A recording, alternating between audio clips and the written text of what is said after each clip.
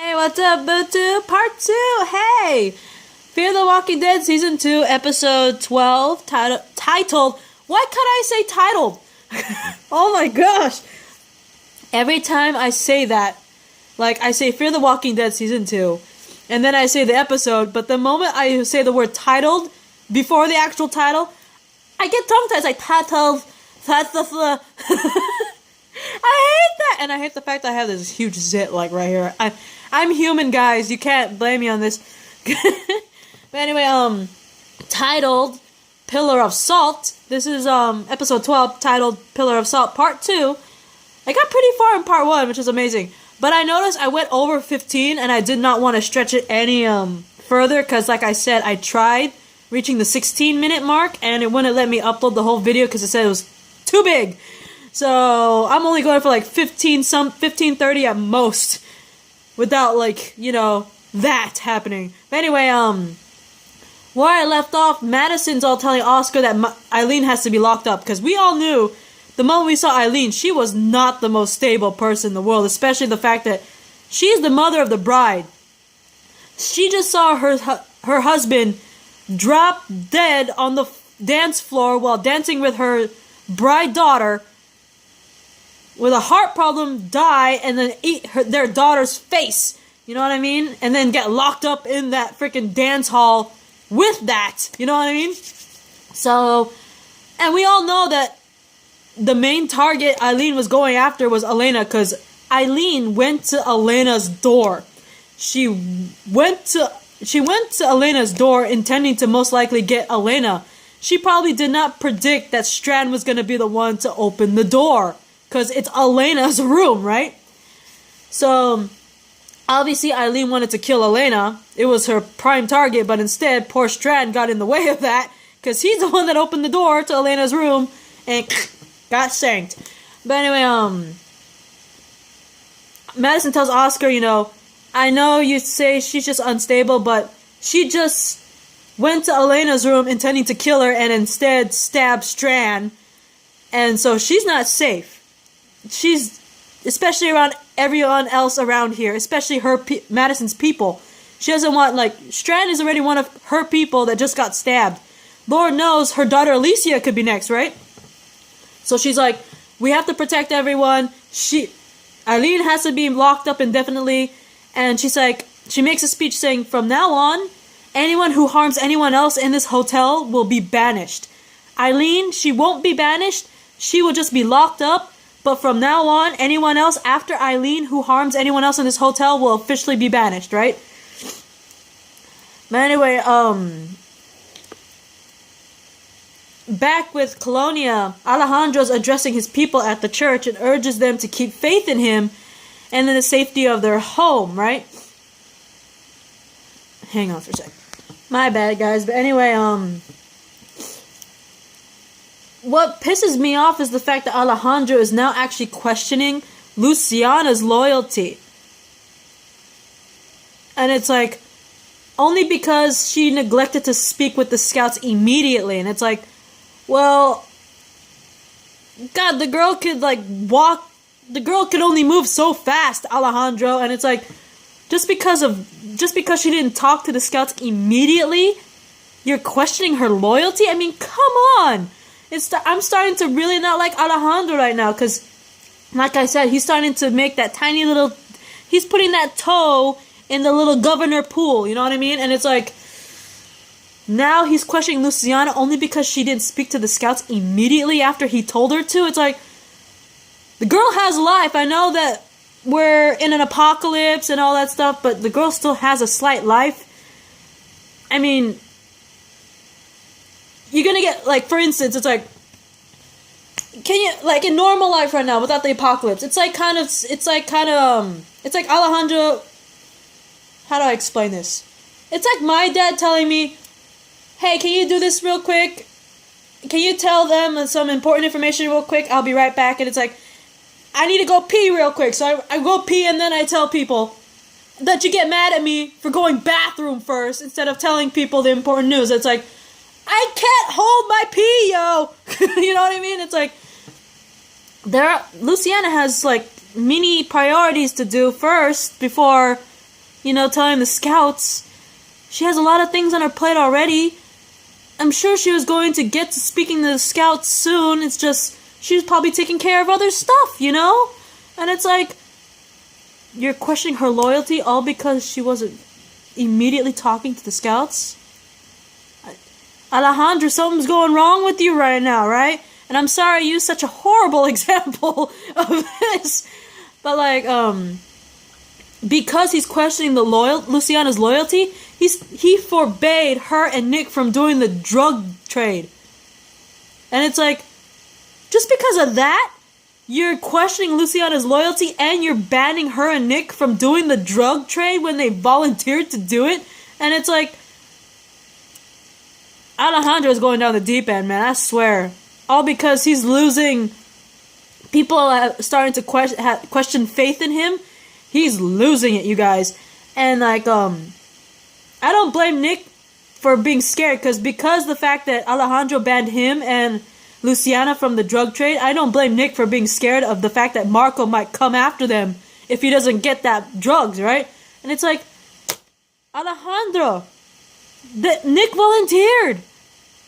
He's only doing this to protect you, because if they don't get those drugs, Marco and his gang are gonna come after you guys. You're putting the entire Colonia in danger by not giving these suckers their drugs. It's like, what? Alejandro, I'm starting to not seriously like you. I already questioned you about that infected bite mark that you had and survived from.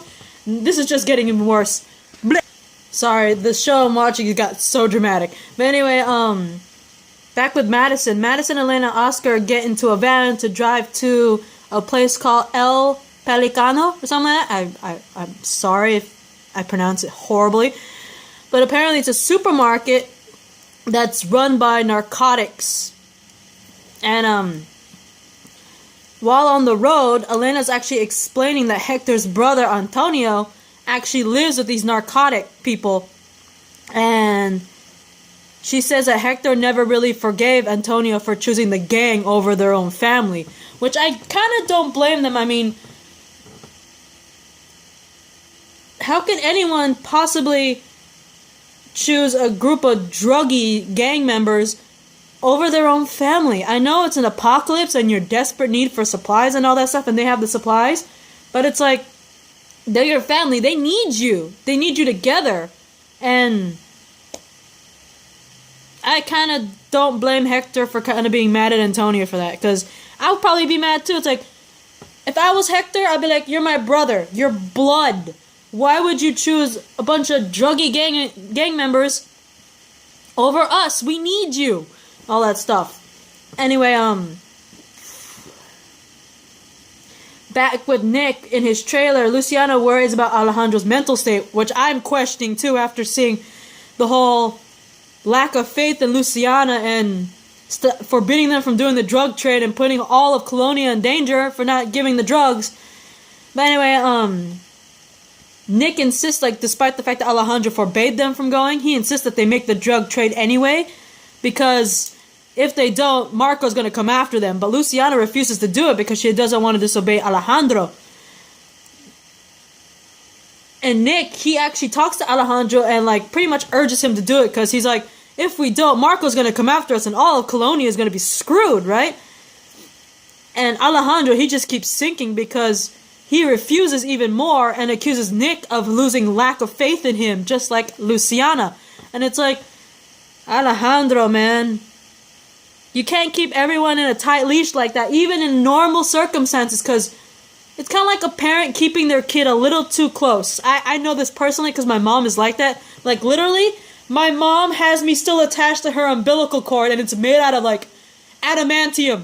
And I know it's not real because it's a Marvel thing, but that's what's happening right now. And it's like he wants to keep everyone on a tight leash, and if you keep them in a tight leash, and no matter what situation, it's like a parent keeping a kid in a very tight leash. And even in a normal situation, that's not a really good thing, because the tighter the leash you put on this kid, at one point they're gonna rebel. You know what I mean? And some people rebel because they don't like being like a caged bird. Some people want to rebel because they want to experience the rest of the world instead of the little bubble that their parent put in, right? So Alejandro's kind of doing that. He's trying to keep all of Colonia, including Nick and Luciana, on a tight leash under his command. And that's just, maybe that's why freaking what's-his-face and his family left. You know what I mean?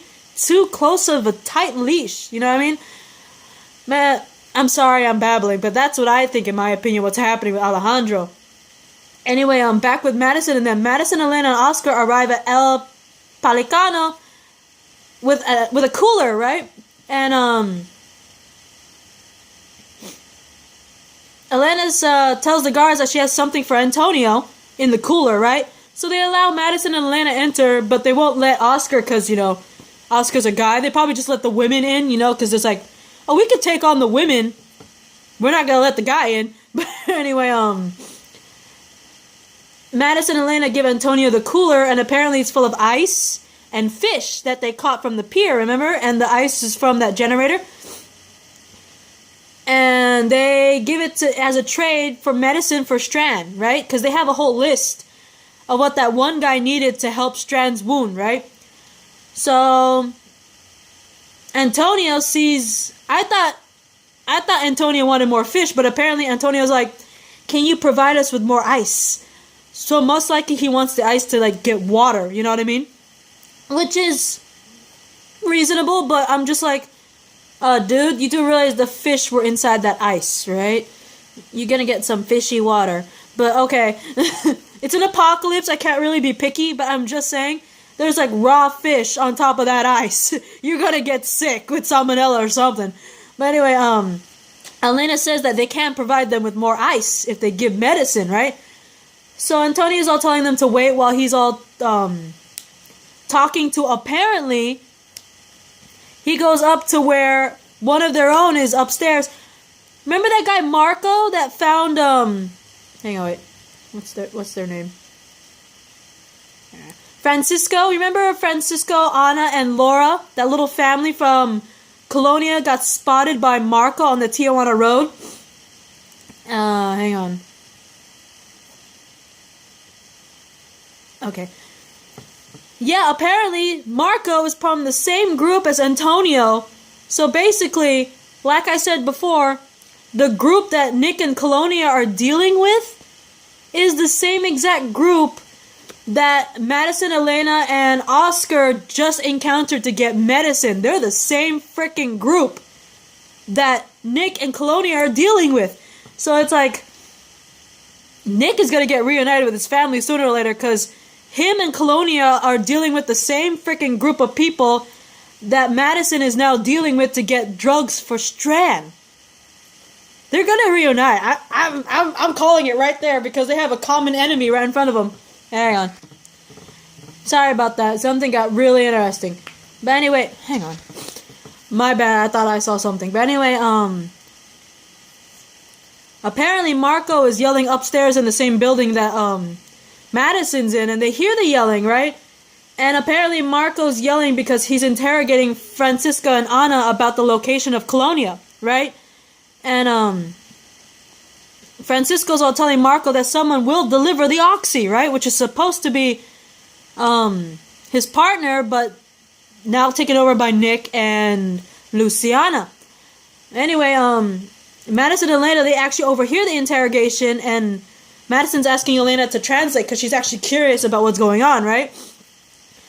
And when Elena's translating, she actually mentions that Marco is describing an American guy with ratty hair who's supposed to deliver the drugs to them.